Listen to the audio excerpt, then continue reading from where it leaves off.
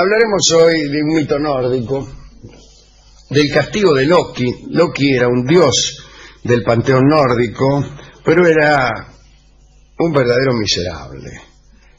No era el demonio ni el dios del mal, no había un dios del mal en los mitos nórdicos, ni tampoco entre los griegos, ni en casi ninguna de las religiones politeístas. Pero Loki era travieso, mezquino, se pasaba haciendo maldades, aunque no fuera el dios del mal. Las peores acciones de Loki tuvieron que ver con la muerte de Balder, el más amado de los dioses. Parece que habían hecho un acuerdo, esto lo hemos contado muchas veces, pero es indispensable para referir lo que sigue. Lo querían tanto a Balder en el Asgard, en la morada de los dioses, que habían hecho un acuerdo con todas las cosas del universo para no dañarlo a Balder. Habían acordado con las cascadas, con los mares, con las rocas, con la tormenta, con las plantas, con las bestias, y todos se habían puesto de acuerdo en no dañar jamás a Balder. Y jugaban, al saberlo imposible de dañar, a tirarle cosas, le tiraban lanzas y cuchillos, sabiendo que nada le haría daño, porque aún las lanzas y los cuchillos habían jurado no dañarlo. Hasta que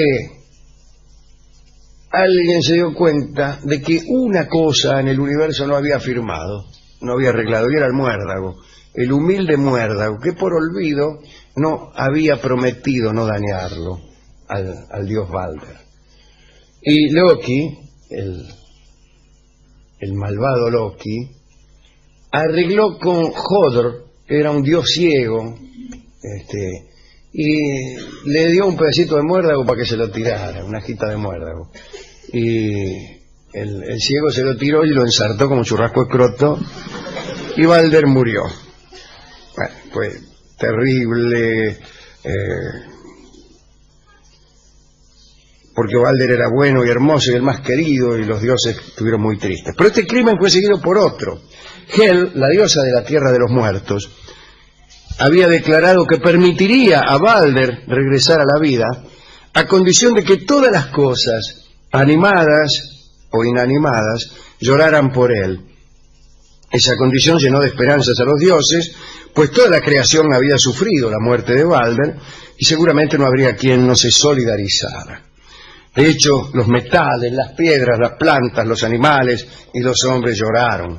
Hasta las aguas lograron hacer visible su llanto. Pero Loki, convertido en la vieja Thok, dijo que no lloraría y que poco le importaba que Hel retuviera a Balder para siempre. Por ese único llanto ausente, Balder quedó en la tierra de los muertos para siempre. Y esto da cuenta del poder del único llanto ausente, de la gente a la que resulta imposible conmover. Y como para un poeta o un artista, esa persona, a menudo despreciable, pero esa persona, digo, de llanto ausente, invalida el llanto de todo el mundo. Es un tema que genera también poesía, ¿no? Vino a suceder que aquel no llanto de Loki convenció a los dioses de que Loki solo abrigaba maldad en su interior. Se enojaron muchísimo. Entonces le otorgaron unánimemente la sentencia de destierro perpetuo del Asgard. Aegir, el dios del mar, que no toleraba tanta tristeza en el cielo, resolvió invitar a todos a un banquete. Los dioses aceptaron la invitación y fueron.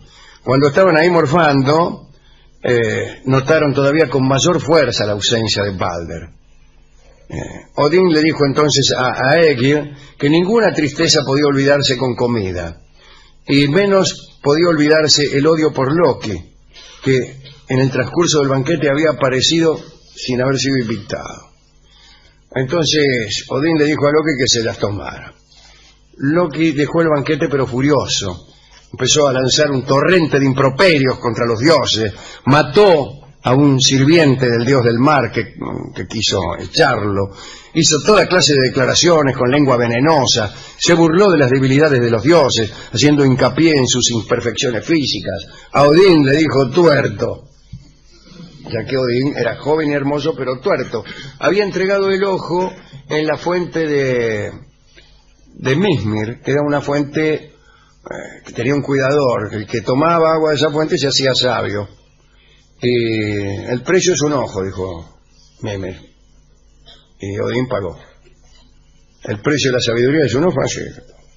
Y desde entonces Odín es tuerto, pero habla en verso.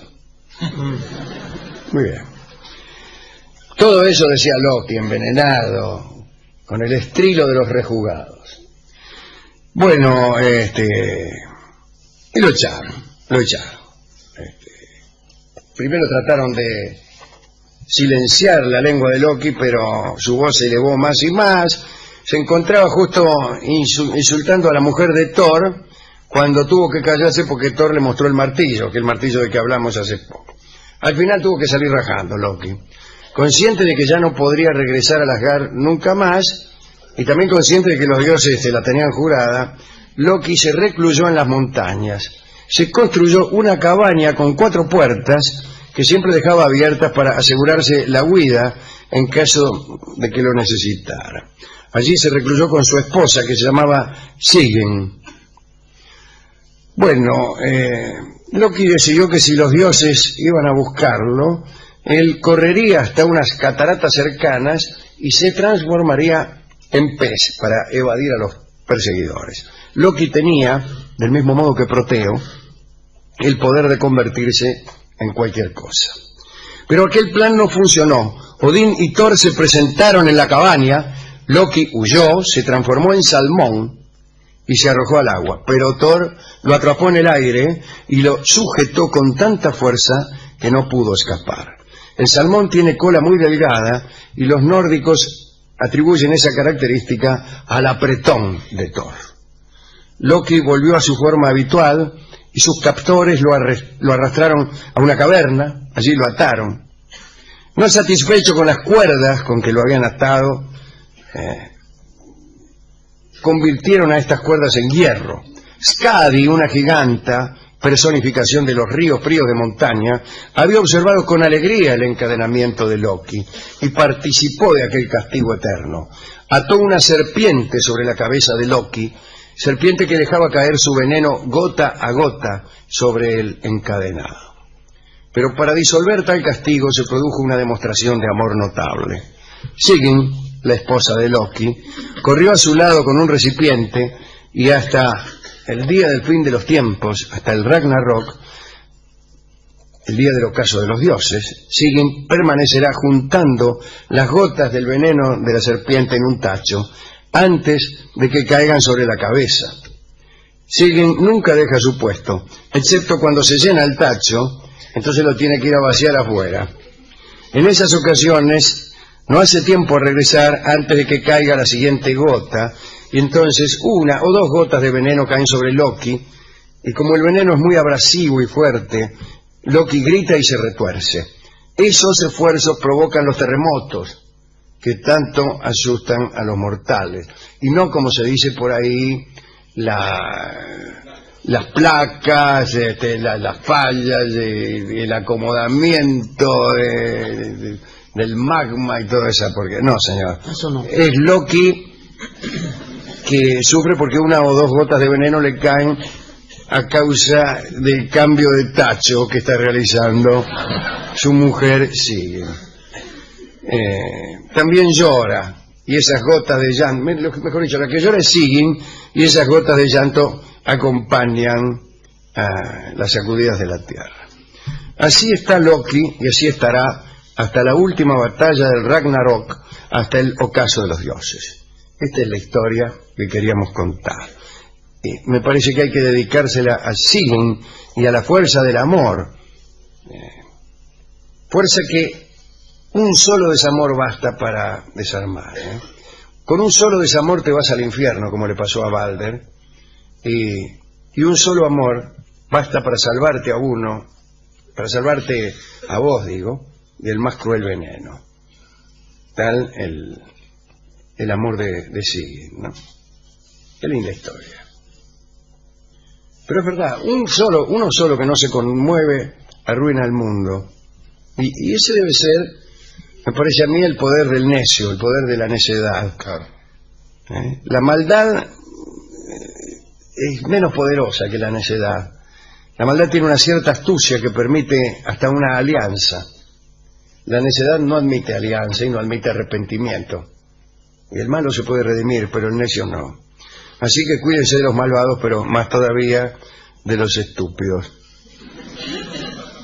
Hemos corrido a la discoteca, donde nos entregaron rápidamente el tango Una lágrima, dedicado a Sigyn, la que lloraba por Loki, y en la interpretación estupenda de Ruth Ataguile.